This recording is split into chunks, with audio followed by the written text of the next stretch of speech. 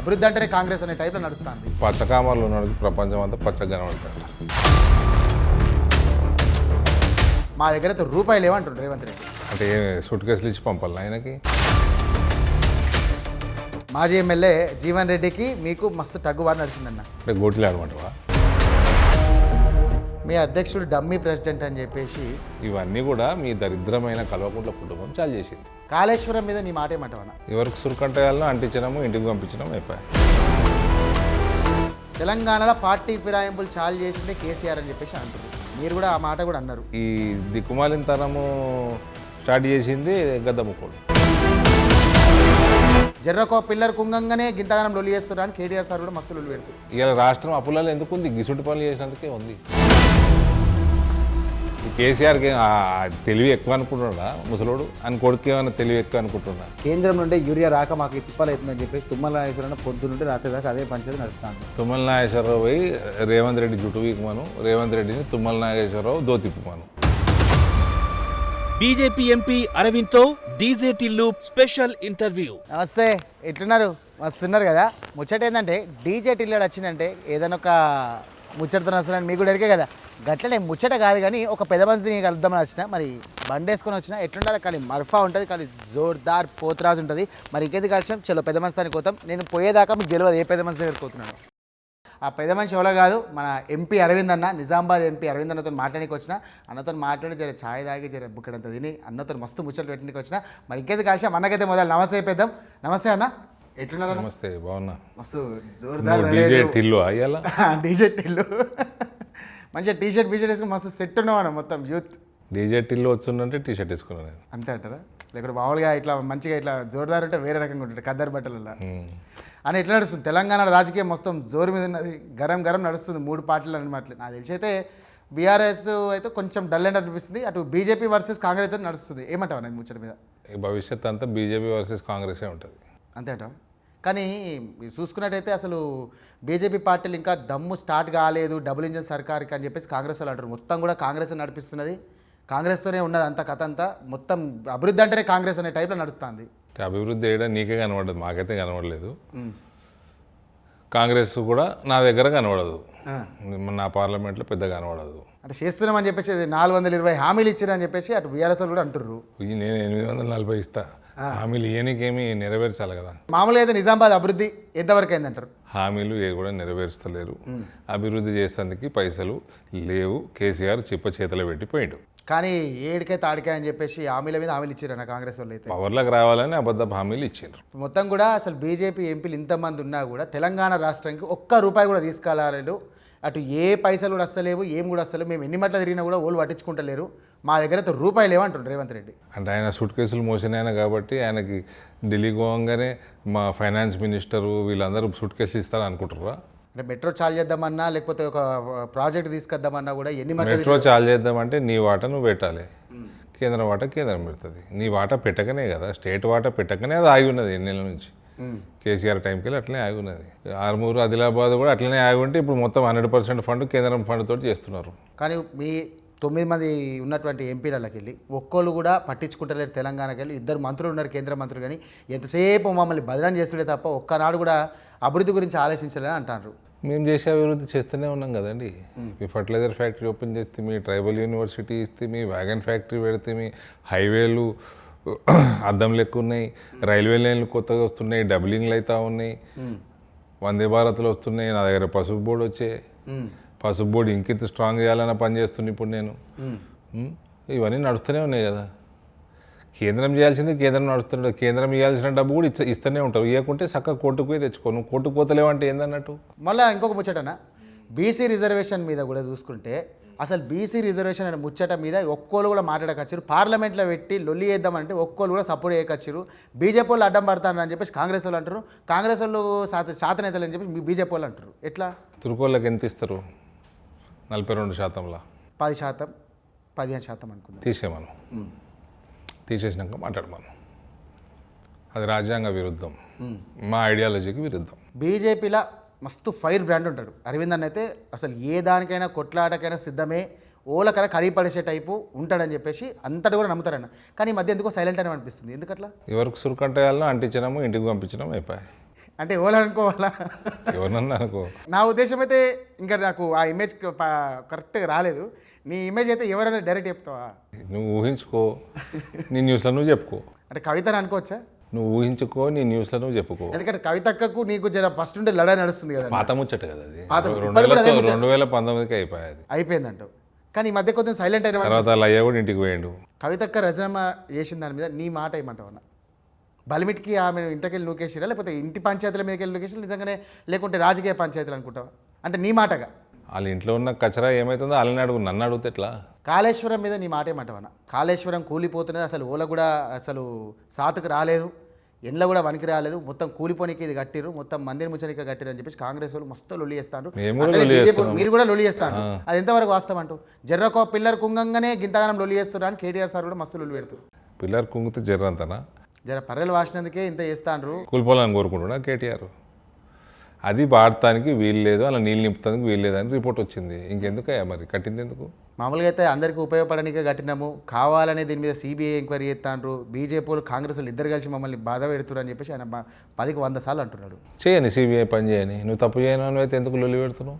మేము తప్పు చేయకున్నా కూడా ఏడికైతే ఆడికి సై అంటాం, కానీ కావాలనే మా మీద కుట్ర చేస్తున్నారు, మమ్మల్ని బీజేపీలు బాగా ఇబ్బంది పెడతాండ్రు.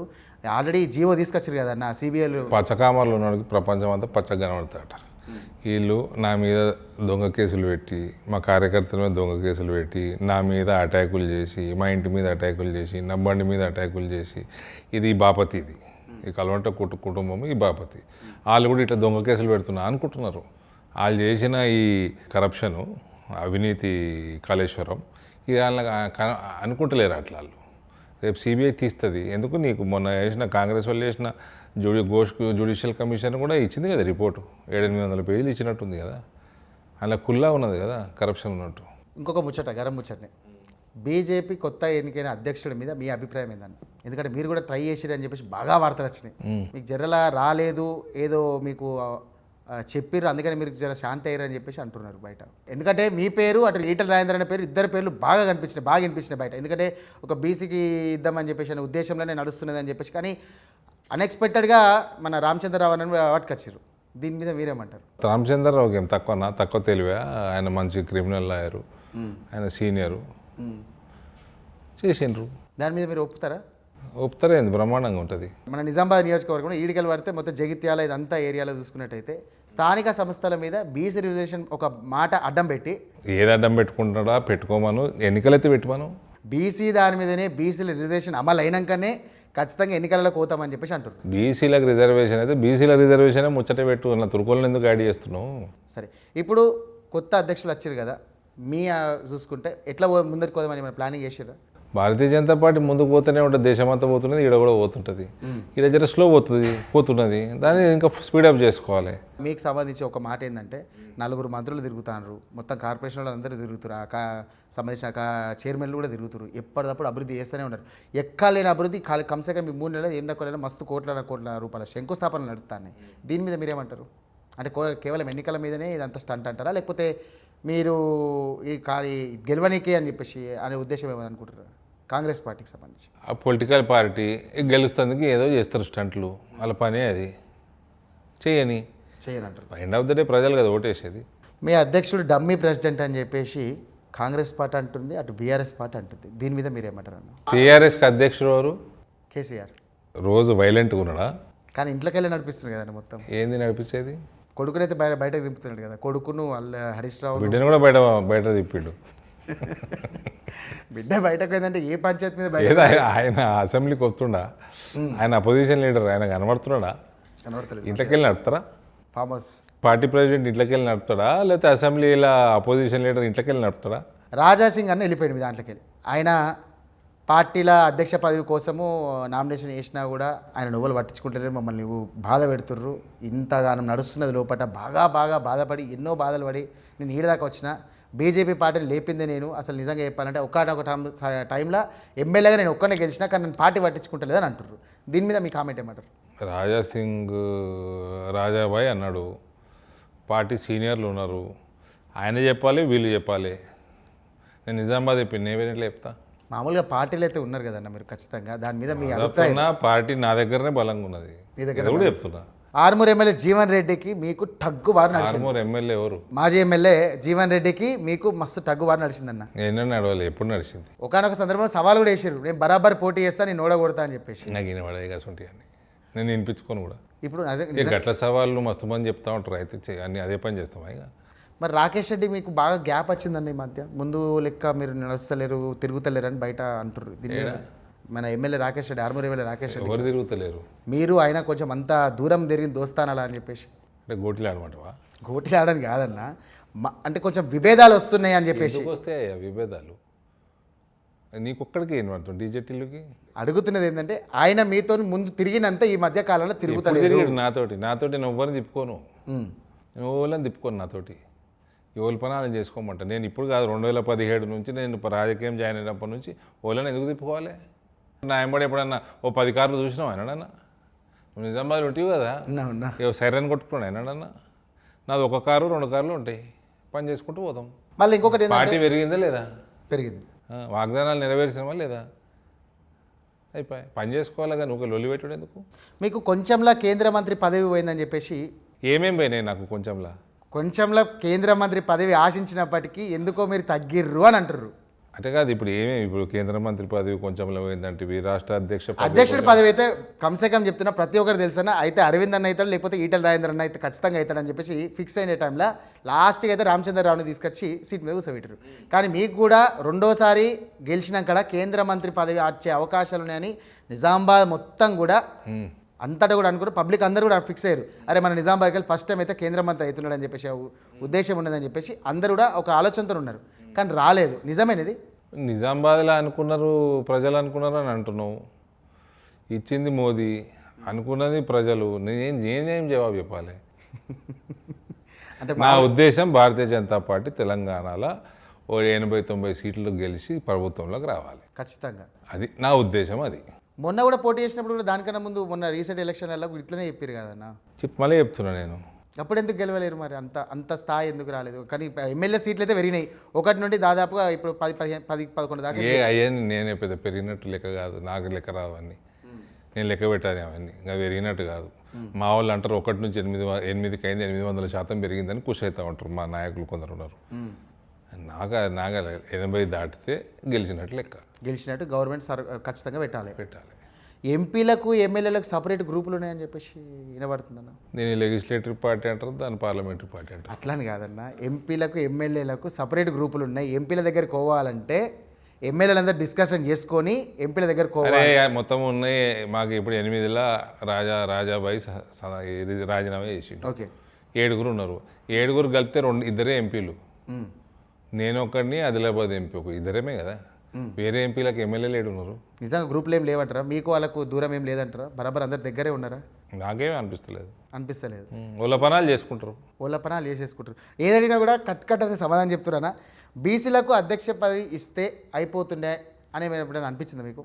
నేను కుల రాజకీయాలను పెద్ద పట్టించుకోను. అదగానే మీరు అడిగితే మా ప్రధానమంత్రి బీసీ అయింది కదా, మాకు ఇంకేం కావాలంటారా? చెప్తున్నా మీకు, బీజేపీలో కుల రాజకీయాలకు అంత ప్రాధాన్యత ఇయ్యరు. తెలంగాణ దేశానికే రోల్ మోడల్ అని చెప్పేసి కాంగ్రెస్ పార్టీ అంటుంది. దీని మీద మీ కామెంట్ ఏమంటారు? కేసీఆర్ కూడా అన్నాడు, జీడిపి పెంచుతున్నాం, నిధులు తీసుకొస్తాం, ఎట్లనే సరే బాకీ వేసినా ఆర్బీఐ కాడికి వెళ్ళి బాకీ వేసినా తీసుకొస్తాం ఖచ్చితంగా. ఉన్న బాకీలు తీసుకోవాలి కదా, కొత్త బాకీలు ఇస్తలేరు వాళ్ళు. ఉన్న బాకీలు కేసీఆర్ మస్తు బాకీ పెట్టిపోయాడు. కానీ అభివృద్ధి కోసం అయితే చూసుకుంటారు. ఏం అభివృద్ధి చేసిండు? రైతులకు రైతు బంధు కానీ, రైతు భరోసా, అది వెల్ఫేర్ ప్రోగ్రామ్స్. అవి డెవలప్మెంట్ ప్రోగ్రామ్స్ కావు, అది వెల్ఫేర్ ప్రోగ్రామ్స్. అన్ని సంక్షేమ పథకాలు. ఆయన వాళ్ళ డైలాగ్ అయినా హనుమంతుడు లేని గుడి ఊరుండదు, కేసీఆర్ అందని సంక్షేమం అందని ఇటువంటి ఇల్లు ఉండదని అన్నారు. అది వెల్ఫేర్ ప్రోగ్రామ్. వీళ్ళు కూడా అదే రోల్ మోడల్గా ముంగట్టుకోతాము. అప్పు చేసి కరెంట్ ఇచ్చిండు, కరెంట్ ఉత్పత్తి చేసి కరెంట్ ఇవ్వలే, కరెంట్ ఉత్పత్తి చేసి కరెంట్ ఇవ్వాలి. ఆమ్దాన్ని పెంచుకొని వెల్ఫేర్ ప్రోగ్రామ్స్ పెట్టుకోవాలి. అప్పులు చేసి వెల్ఫేర్ ప్రోగ్రామ్ నీదేమున్నదా? కేసీఆర్ది లొట్టపీసా. కొంతమంది ప్రజలు ఎట్లా అనుకుంటారు అంటే, అప్పు చేసినా మాకు తీసుకొచ్చి పెట్టిన కానీ కాంగ్రెస్ వాళ్ళు మాకు ఇంకా వెట్టకచ్చిర్రు. సరే, అది కూడా శాతనైతే లేదు కాంగ్రెస్ వాళ్ళకి, అది వేరే ముచ్చట. కానీ ఆమ్దాన్ని పెంచి ప్రజలకి ఇవ్వాలి, అది పద్ధతి, అది ప్రభుత్వం. డెవలప్మెంటు వెల్ఫేరు 2 సైమల్టేనియస్గా నడవాలి. మళ్ళీ ఇంకో ముచ్చట, మన నిజామాబాద్లో బోధనలో రోహింగ్యాలు కానీ టెర్రరిస్టులు కూడా మస్తు మంది వస్తాండ్రు. దీని మీద మన ఫోకస్ పెట్టిరా మీరు? మొన్న నేను పోయినప్పుడు కూడా కమిషనర్ ఆఫ్ పోలీస్తో మాట్లాడినా. ఇది చాలా బాధాకరం. ఇది బోధన్ ఏరియా పర్టికులర్గా దొంగ పాస్పోర్ట్లకు అడ్డా తయారవుతున్నది, దొంగ ఆధార్ కార్డులకి, ఇలా టెర్రరిస్టులు, నిన్న మొన్న సిమ్మి, అంతకుముందు పిఎఫ్ఐ, ఇటువంటి ఆర్గనైజేషన్స్కి నిజామాబాద్ జిల్లా ప్రత్యేకంగా బోధన్ పట్టణం ఒక హబ్గా మారటం అన్నది నిజంగా కూడా ఇది చాలా ఇబ్బందికరమైన విషయము. మంచిది కాదు. దీనికి అంతా కూడా ఈ ఓట్ బ్యాంక్ రాజకీయాలు చేసేటోళ్ళు, అటు బెంగాల్లో మమతా బెనర్జీ ఆమె ఇస్తుంది గేట్ పాస్ దేశంలోకి, వీళ్ళందరూ వచ్చి చేరుతారు. ఇట్లా ఏడేడైతే ఈ ఓట్ బ్యాంక్ రాజకీయాలు నడిపే పార్టీలు ఉంటాయో ప్రభుత్వాలల్లో అక్కడ వచ్చి ఇవన్నీ నడుస్తూ ఉంటాయి. ఖచ్చితంగా మీరు ఏమన్నా ఆదేశాలు జారీ చేసి? ఇప్పుడు ఢిల్లీలో ఎలగొట్టిర్రు రోహింగ్యాలని, ఉత్తరప్రదేశ్లో ఎలగొట్టిర్రు. అట్లా బీజేపీ ప్రాంతాలకు వెళ్ళి బంగ్లాదేశ్ వాళ్ళని రోహింగ్యాలు ఎలగొడతా ఉన్నారు. వీళ్ళు వాళ్ళకి ఆధార్ కార్డులు ఇస్తాండ్రు, ఓటర్ ఐడీలు ఇస్తాండ్రు. ఇది ఇది దేశ భద్రతకు మంచిది కాదు. ఇది హిందువులకు మంచిది కాదు, దేశ భద్రత కూడా మంచిది కాదు. పసుపు బోర్డు తీసుకొచ్చినాం అన్న, పసుపు చైర్మన్ కూడా మన పలగంగారెడ్డిని చేసినాం. ఇంకా ఏమన్నా ప్రాజెక్ట్ అనుకుంటున్నావు నువ్వు? పల్లెగంగారెడ్డి నేను చేయలే, మోదీ గారు ప్రభుత్వం చేసింది. చైర్మన్గా అయితే మీరు ఒక మనిషిని అయితే ఎంత మనిషి అయితే బాగుండని చెప్పేసి ఒక మాట అయితే అని ఉంటారు కదా మీరు ఖచ్చితంగా. సరే నువ్వు ఊహించుకో, నాకేం ఇబ్బంది లేదు. జనరల్గా అయితే చేసింది మోదీ గారు ప్రభుత్వం చేసింది. మోదీ గారి ప్రభుత్వం. పసుపు బోర్డు మొన్ననే వచ్చింది. దానికన్నా ముందు పసుపు బోర్డు అప్పుడు వచ్చి స్పైసెస్ బోర్డు అని చెప్పి మోసం చేసిరని చెప్పేసి అన్నారు. అంటే స్పైసెస్ బోర్డుకి పసుపు బోర్డుకి తేడా అయింది అసలు? ఏదైనా వస్తే మోసం చేసినట్టు ఉంటుందా? వచ్చింది, అది వచ్చింది, దాని పని అది చేసుకున్నది. ఇది వచ్చే టైంకి ఇది వచ్చింది, దీని పని ఇది చేసుకుంటుంది. ఏంది ఇబ్బంది ఏముంది? ఏదైనా వస్తే మోసం చేసినట్ట. అదే మా ఎలక్షన్లలో చూసుకున్నట్టయితే పసుపు బోర్డు కావాలని చెప్పేసి అది తీసుకురాక స్పైస్ బోర్డు తీసుకొచ్చిర్రు. అసలు అందులో స్పైస్ బోర్డులో పసుపు కాక ఇంకా దీనికి టైం ఉండే అది ముందు తెచ్చుకున్నాం, పని చేసుకున్నాం. ఇది వచ్చే టైంకి ఇది వచ్చింది. నిజామాబాద్లో ఏం తక్కువ లేదండి ఇప్పటి వరకు ఇన్ని సంవత్సరాలల్లో ఎంతవరకు అభివృద్ధి అయిందన్న? కేసీఆర్ పాలనలో మాత్రం చాలా వెనుకబడిపోయింది తెలంగాణ. ఒక స్కూల్ వెనుకబడిపోయినాయి, హాస్పిటల్ వెనుకబడిపోయినాయి, రోడ్లు వెనుకబడిపోయినాయి, గ్రామ పంచాయతీలు వెనుకబడిపోయినాయి. డెవలప్మెంట్ యాక్టివిటీస్ సున్నా. పునాది కేసీఆర్ వేసిపోయాడు. ఇది అప్పులలో 90% కుటుంబం మింగింది. కాళేశ్వరం పేరు మీద, మిషన్ భగీరథ పేరు మీద, ఇటువంటి ఏంది మిషన్ కాకతీయ పేరు మీద ఇట్లా లూటీ చేసింది, మింగింది. ఓ 10% వెల్ఫేర్ ప్రోగ్రామ్స్ ఇచ్చినాము అంటే 2000 పెన్షన్ కానీ, రైతు బంధు కానీ, ఇటువంటివి. నీకు 5 లక్షల రూపాయల డబల్ బెడ్రూమ్ ఇల్లు కట్టిస్తాను, ఏమైంది మరి?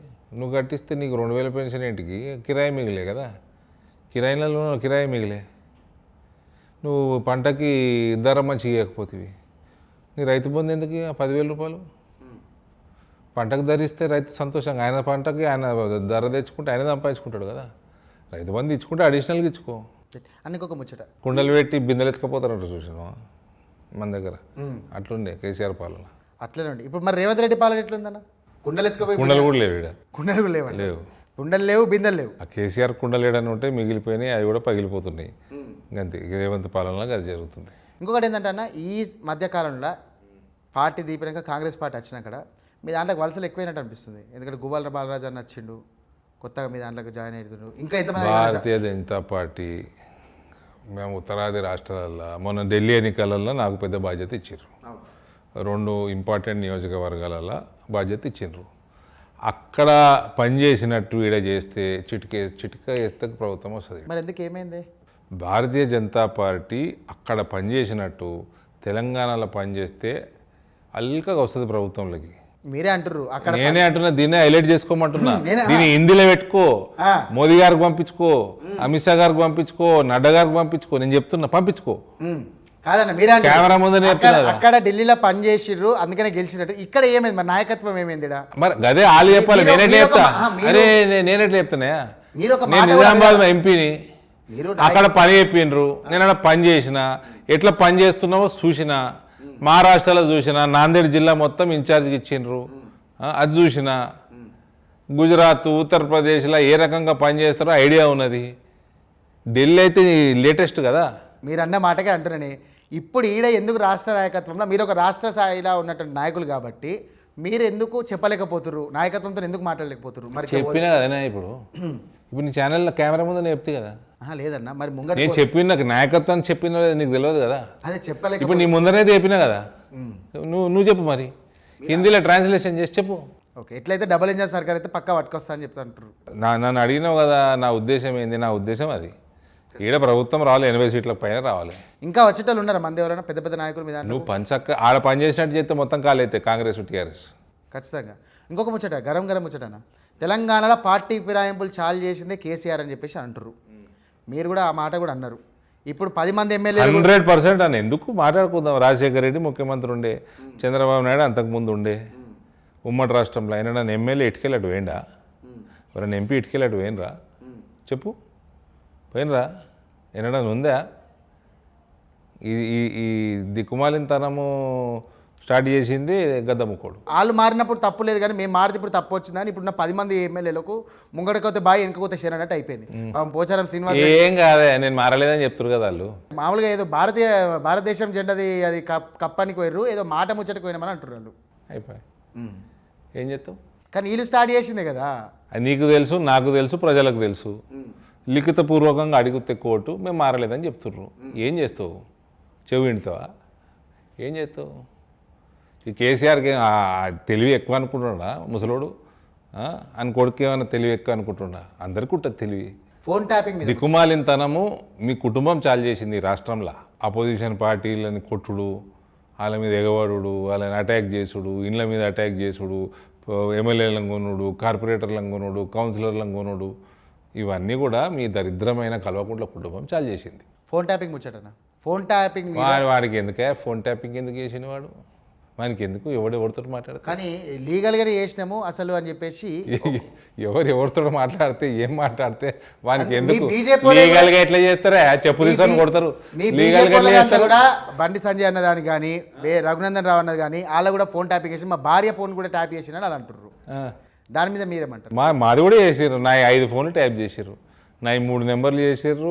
మా సెక్రటరీ నాగిరెడ్డి చేసిండు, నా నిజామాబాద్ సెక్రటరీ నారాయణ చేసారు. ఇది వాళ్ళ పోలీసు వాడే చెప్పిండు. వాళ్ళ పోలీస్ ఆఫీసర్ల పేరు ఏం పాడేనే అప్పట్లో వాళ్ళే చెప్పారు. అది అపోహనే నా మీద అభాండం వేస్తారు అని చెప్పేసి ఓలైతే వాళ్ళ పోలీస్ ఆఫీసర్లే చెప్పారు కదా. బండి సంజయ్ మీద కూడా ఫోన్ ట్యాపింగ్ చేసిండు అని చెప్పేసి అని బండి సంజయ్ కూడా అంటే ఆయన మీద ₹1 కోట్ల దావా చేసిండు పరువు నష్టం కింద. వాళ్ళ పోలీసు వాళ్ళు ఇచ్చిండ్రు స్టేట్మెంటు. ఇంకా నన్నైతే పోలీసు వాళ్ళని నేను రమ్మంటే కూడా నేను పెద్ద పట్టించుకోలే. నా సెక్రటరీ కడితే మీ ఇష్టం పోతే ఎవరు తెలియదన్న. ఏంది ఇంటి ఏంది వినకుంటే అసలు ఎందుకు వినాలి నువ్వు? లీగల్గా వినేది ఏంది? వాని బొందనా? నా ఫోన్ ఎట్లింటావు? నేను టెర్రరిస్ట్నా? నేనేమన్నా యాంటీ నేషనల్ యాక్టివిటీ చేస్తున్నా? కాంగ్రెస్ పార్టీ వచ్చి 20 నెలల దినం అవుతుందన్న. ఈ 20 నెలల్లో తెలంగాణ నిజంగానే అభివృద్ధి పదంలో పోతుందని ఒక్క అభివృద్ధి అయింది చెప్పరాదు. ఏదో అభివృద్ధి అభివృద్ధి అభివృద్ధి అభివృద్ధి ఒకటి చెప్పు. త్రిబులార్ అనుకుంటే ఒకటి త్రిబులార్కి ఎన్ని పైసలు కేంద్రం తెలుసా? అది వచ్చిన రోజు వీళ్ళు డిపిఆర్లు ఇచ్చి డిజైన్లు ఇచ్చి అన్నీ మొత్తం ఇచ్చినాక కదా పైసలు కేంద్రంకి వెళ్ళి 80% పైసలు వస్తాయి. ఇప్పుడు ఈ ఫ్రీ బస్ కానీ కరెంటు బిల్లు కానీ గ్యాస్ కానీ ఇంకా ఏడే ఇస్తున్నారు? ఎక్కడ ఇస్తున్నారు? ఫ్రీ బస్ అయితే చాలా అయిపోయింది. ఫ్రీ బస్ ఒకటే ఇస్తున్నారు. ఫ్రీ కరెంట్ ఏమి ఇస్తున్నారు? 200 యూనిట్ల కంటే బిల్లులు ఎక్కువ వచ్చే పాడైతున్నాయి ఊర్లలో. పంచాయతీ అదే కదా మరి. నిజంగా కేంద్రం అసలు సహకరిస్తలేదు అనేదే ప్రధానంగా మొత్తం లొలిపెడుతున్నారు. ఎందుకు సహకరిస్తలేదు అంటారు? దేనికి సహకరించాలి? ఏ కార్యం కరెంటు నువ్వు ఫ్రీగా ఇచ్చుకుంటే ఇచ్చుకో, నువ్వు ఎక్కడికి వెళ్ళైతే కొనుక్కుంటున్నావు వాళ్ళ పైసలు కట్టే అంటున్నారు. మరి ఓడు కట్టాలి పైసలు? నువ్వేం ఉత్పత్తి చేస్తున్నావా? కేసీఆర్ అనేటోడు కరెంట్ ఇచ్చిండు 24 గంటలు అంటే ఇచ్చిండు అని నేను అంటా. ఉత్పత్తి చేసి ఇవ్వలే, అప్పు చేసి ఇచ్చిండు. ఆడ పైసలు కట్టవా? ఇలా రాష్ట్రం అప్పులలో ఎందుకు ఉంది? గిసుంటి పనులు చేసినందుకే ఉంది. ఇంకొక ముచ్చట ఏంటంటే ఓట్ చోరీ కావాలనే నిజంగా ఓటు చోరీ పాల్పడ్డదని చెప్పేసి రాహుల్ గాంధీ సార్ లొల్లి ఓలా ఓటు తీసేసారు. మయన్మార్ వాళ్ళు తీసేసిండ్రు, బంగ్లాదేశ్కి వెళ్ళి వచ్చిన వాళ్ళు తీసేసిండ్రు. దీని ఓటు చోరీ ఎందుకంటే ఇది ఓటు చోరీ కింద లెక్కకే రాదు. ఇది దేశ భద్రతకి, నేషనల్ సావరినిటీకి, నేషనల్ సెక్యూరిటీకి సంబంధం. ఇది మన తెలంగాణలో కూడా దొంగ ఓట్లతోనే గెలిచిర్రు ఎంపీలు అని చెప్పేసి అని అంటారు. కాంగ్రెస్ వాళ్ళు అదే మాట అంటారు. వాళ్ళ 8 ఎంపీలు దొంగ ఓట్లతో గెలిచిరేమో. వాళ్ళకి 8 మంది ఎంపీలు ఉన్నారు కదా, వాళ్ళు దొంగ ఓట్లతో గెలిచిరేమో. అన్న నిజామాబాద్ అర్బన్, ఆర్మూరు ఈ 2 నియోజకవర్గాలల్లో బీజేపీ గెలిచింది. అభివృద్ధికి మస్తు దూరంలో ఉన్నది, అసలు ఓళ్ళు కూడా పట్టించుకుంటలేరు, రోడ్లని పొంగిపోతున్నాయి, మొత్తం అంతా ఏడియాడ. అవి 2 నియోజకవర్గాలనే అవుతున్నాయా? ఈ మధ్యకాలంలో సోషల్ మీడియాలో రోడ్ల ముచ్చటైతే మస్తుగా లోలు పెడుతుంది. అది బీజేపీ హుషారు ఉన్నది ఆడ కాబట్టి రోడ్ల ముచ్చట ఎక్కువ ఉన్నది. ఈ 2 నియోజకవర్గం వేరే దగ్గర రోడ్లు ఇట్లా కలకల కాంగ్రెస్ పార్టీ అధికారంలో ఉన్న ఏరియాలలో చూసుకున్నట్టయితే అభివృద్ధి కొంచెం ముంగట నడుస్తుంది, కానీ ఏడ నడుస్తుంది చెప్పాయా? రూరల్లో కూడా బాగానే నడుస్తుంది. ఏం నడుస్తుంది రూరల్లో రోడ్లు కానీ ఉన్న రోడ్లను కొట్టుకపోయినాయి, మొన్న వరదలలో బ్రిడ్జ్లు కొట్టుకపోయినాయి, ఎమ్మెల్యే వచ్చింది లేదు, మీ పీసీసీ ప్రెసిడెంట్ వచ్చింది లేదు, ఇలాంటి వరకు రూపాయి ఇచ్చింది లేదు, పొలాలన్నీ ఇసుకతో నిండిపోయినాయి, ఇండ్లకు బూడిదలు వచ్చేసినాయి, ఇండ్లు మునిగిపోయినాయి, ఇప్పటి వరకు నయా పైసా ఇచ్చింది లేదు. కామారెడ్డిలో కానీ ఏదైతే వరద ప్రాంతాలు అయితే ఉన్నాయో ఖచ్చితంగా కూడా మేము సాయం చేస్తామని ఇటు గవర్నమెంట్ ఎప్పుడు చేస్తాం, ఎన్నడూ చేస్తాం? పంట నష్టం అయిపోయింది, పంటలలో ఇసుక వేరకపోయింది, రోడ్లు కొట్టుకపోయినాయి, బ్రిడ్జ్లు కొట్టుకపోయినాయి, ఊర్లు మునిగిపోయినాయి, బుడిదంతా ఇంట్లోకి వచ్చింది. కనీసం ఫైర్ ఇంజిన్ పంపించి కడగనైనా కడగలే, మెడికల్ క్యాంపులనే పెట్టలే, జబ్బులు వస్తాయి, దోమలు పెరుగుతాయి, స్కిన్ డిజీజ్ వస్తుంది, బురదలలో వేరకపోయినాయి, ఇంట్లో 6-7 ఫీట్లు నీళ్ళు వచ్చినాయి. మేము పెట్టిన మెడికల్ క్యాంపులు నిత్యావసర భోజనానికి ఒక వారం రోజులు భోజనానికి సరుకు మేము పంపినాం.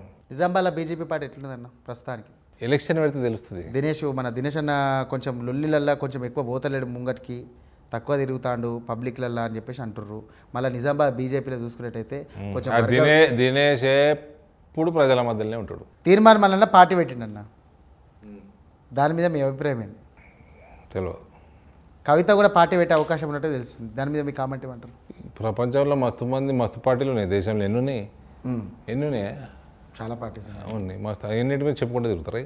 నాయననేమో కాంగ్రెస్ పార్టీలో, కానీ మీకు మొదల్సింది బీజేపీ పార్టీ అంటే ఇష్టం, ఎందుకంటే సరే ఏ పార్టీ అయితే ఏంది కానీ ప్రజలకు సేవ చేసుకోనికి ఏ పార్టీ అయితే ఏంది, ఎవరు ఐడియాలజీ వాళ్ళది. ఇప్పుడు మా నాయన స్టాచ్యూ అమిత్ షా గారిని ఇనాగ్రేట్ చేశారు. నేను అమిత్ షా గారిని వేరే పార్టీ లెక్క చూడలేదు ఆ రోజు, దేశానికి హోమ్ మినిస్టర్గా చూసిన. వచ్చిండు మా నాయన స్టాచ్యూ ఇనాగ్రేట్ చేస్తే ఒక ప్రెస్టీజియస్గా అనిపించింది నాకు. తెల్లారి మళ్ళీ కాంగ్రెస్ వాళ్ళంతా పోయి కూడా మా పార్టీ అయినా ఈయన మా పార్టీ మనిషి అని చెప్పేసి మళ్ళీ పోయి ఆడ దండలు వేసారు. నేనేం వాళ్ళ పార్టీ మనిషి కాదని చెప్పలేదు కదా, ఆయన చనిపోయిన రోజు వాళ్ళని వాళ్ళు వచ్చి అడగంగానే కాంగ్రెస్ జెండా కప్పుతామంటే కాంగ్రెస్ జెండానే కప్పించిన, నేను బీజేపీ జెండా కప్పలేదు కదా. ఆయన టీఆర్ఎస్లో ఎంపీ కూడా లాస్ట్లో టీఆర్ఎస్ జెండా కూడా కప్పనియలే, కాంగ్రెస్దే కప్పనిచ్చిన నేను. నిజామాబాద్ రైల్వే స్టేషన్కి కొంచెం పెద్ద చేద్దాం, డబ్లింగ్ చేద్దాం అని చెప్పేసి డబ్లింగ్ పని నడుస్తూనే ఉంది. రైల్వే స్టేషన్ కూడా ఆధునీకరణ దగ్గర పడ్డది. ఇంకా ఏమన్నా కేంద్రం నుండి నిధులు తీసుకొచ్చి ఇంకా ఏమైనా చేద్దామని ప్లాన్ ఏమైనా ఉందా అన్న? మస్తున్నది. ఒక మాట, నాకు నిజామాబాద్ జిల్లా ఇండస్ట్రియలైజ్ చేయాలని ఉంది. అగ్రి బేస్డ్ ఇండస్ట్రీస్ చాలా రావచ్చు ఆడికి, రోడ్లు మంచిగా ఉన్నాయి. అంటే నేను చెప్పేది నేషనల్ హైవేస్, దేశానికి కనెక్టివిటీ త్రూ రోడ్ బాగుంది, రైల్ నెట్వర్క్ పెరుగుతుంది. ఇప్పుడు ఆర్మూర్ ఆదిలాబాద్ అయితే ఓపెన్ అప్ అయిపోతుంది నార్త్ ఇండియాకి. బాంబే ట్రైన్ల కోసం కొట్లాడుతున్నాము, ఇప్పుడు స్పెషల్ ట్రైన్లు 1-2 ఇచ్చిండ్రు. ఇంకా రానున్న కాలంలో బీదరు బోధన్ లైన్ నడుస్తున్నది. మహారాష్ట్రకి వెళ్ళి ఎక్కడి నుంచో మన కర్నూలు దాకా డబ్లింగ్ పని నడుస్తున్నది. ఇవన్నీ అయిపోతే వెస్ట్ ఇండియాకి నార్త్ ఇండియాకి నిజామాబాద్ ఓపెన్ అప్ అయిపోతుంది. ఒక ఇన్లాండ్ పోర్ట్ తీసుకురావాలన్న ఆశ ఉన్నది. ఇండస్ట్రీ వస్తే పోర్టుకి డిమాండ్ పెరుగుతుంది, అప్పుడు ఇన్లాండ్ పోర్ట్ తెచ్చిన వయబిలిటీ ఉంటుంది, లేకపోతే లాస్ట్ నడిపించుకున్నది ఉంటుంది, కథ పని చేసుకొని పోతారు. అంటే ఇవన్నీ ఇంటర్లింక్డ్ ఉంటాయి. ఇవన్నిటికీ అవినీతి ఉన్నందుకు, కేసీఆర్ పాలనలో బాగా అవినీతిమయం ఉన్నందుకు ఎమ్మెల్యేలు అప్పటి ఎంపీలు ఎవరు రాలే. వాళ్ళందరినీ అట్రాక్ట్ చేయాలి, రాష్ట్ర ప్రభుత్వం అట్రాక్ట్ చేయాలి, వాళ్ళకి ఇన్సెంటివైజ్ చేయాలి. పవర్ తక్కువకి, ల్యాండ్ తక్కువకి, మంచి క్వాలిటీ ఇండస్ట్రియల్ జోన్ తయారు చేసి, బ్రహ్మాండమైన రోడ్లు వేసి, వాని ప్లాట్లకి ఫ్యాక్టరీ పెట్టే కాడికి నీళ్లు తెచ్చి ఇవ్వాలి, కరెంటు తెచ్చి ఇవ్వాలి. పాలసీతోటి అభివృద్ధి అవుతుంది, ప్రోయాక్టివ్ పాలసీ, ప్రోగ్రెసివ్ పాలసీతో అవుతుంది. తెలంగాణలో యూరియాల అసలు కేంద్రం పట్టించుకుంటలేదు, మమ్మల్ని అసలు చూస్తలేదు, కేంద్రం నుండే యూరియా రాక మాకు తిప్పలు అవుతుందని చెప్పేసి తుమ్మల నాగేశ్వరరావు పొద్దు నుండి రాత్రి దాకా అదే పంచాయతీ నడుస్తుంది. యూరియా కోసం రైతులు బాధపడతారు. దీని మీద నువ్వేమంటారు? రేవంత్ రెడ్డి ఏమన్నాడు? తప్పు కేంద్రాన్ని కాదు మాదే, మేము కరెక్ట్ టైం రైల్వేస్ బుక్ చేసుకోలేదు అన్నాడు. తుమ్మల నాగేశ్వరరావు పోయి రేవంత్ రెడ్డి జుట్టు వీకమను, రేవంత్ రెడ్డిని తుమ్మల నాగేశ్వరరావు దోతిప్పమను. ఎవడొద్దన్నాడు? కేంద్రంకి వెళ్ళి ఎప్పుడు కూడా యూరియా షార్టేజ్ ఉండదు, నువ్వు ఎంత అడుగుతా అంత ఇస్తారు. ఆడికెళ్ళి తెచ్చుకునే బాధ్యత నీది. నువ్వు రైల్లో తెచ్చుకుంటావా, లారీలో తెచ్చుకుంటావా, కేసీఆర్ గొర్రెలని మోటార్ సైకిల్ మీద పంపించినట్టు నడ తెచ్చుకుంటావా, అది నీ బాధ్యత. నువ్వు అవి అరేంజ్మెంట్లు చేసుకోకపోతే దానికి కేంద్ర ప్రభుత్వం జిమ్మేదారు కాదు. 80% సీట్లు వస్తే ఖచ్చితంగా కూడా తెలంగాణ అధికారం రావాలంటే 80% సీట్లు వస్తేనే బరాబర్ అని చెప్పేసి అన్నావు అన్న. ఒకవేళ తెలంగాణకు నీకు ఇన్ఛార్జ్ ఇస్తే చేయగలుగుతావా? నా ఉద్దేశం 80 నుంచి 90%, 90 సీట్లు 90 సీట్లు 119లా ఈడ రావచ్చు నాకున్న అభిప్రాయం. ఇంకొకటి అన్న, చివరిగా తెలంగాణ రాష్ట్రంలో రాజకీయాల మీద మీ కామెంట్. భారతీయ జనతా పార్టీకి ఖుల్లా మైదాన్ ఉన్నది. ఎంత ఆడాలంటే అంత ఆడుకోవచ్చు. ఆడే దమ్ము ధైర్యం మాకు ఉండాలి. బీజేపీ పార్టీ గెలనికి అన్ని దారులు కూడా ఖుల్లా ఉన్నాయి, బరాబర్ గెలుస్తామంటారు అంతేనా? థ్యాంక్ యూ అన్న, మంచిగా టైం ఇచ్చినావు, తిన్నాం, చేసినాం, మస్తు ఎంజాయ్ చేసినాం, బరాబర్ గట్టిగా మాట్లాడినావు. Thank you very much. బీజేటీలు 3 ఇది 3 చూసారు కదా మరి ముచ్చట ఎట్లున్నది. అరవింద్ అన్నతో మస్తు గరం నడిచింది ముచ్చట. అయితే ఎన్ని క్వశ్చన్లు వేసినా ఎన్ని మాట్లాడినా తగ్గుబారన్నట్టు బరాబర్ ఇస్తున్న మాటలన్నీ కూడా. మరి ఇది ముచ్చట. మరి మళ్ళొక ముచ్చటతో మళ్ళీ కలుస్తా. గప్పదాకా చూస్తాను ప్రైమ్ 9.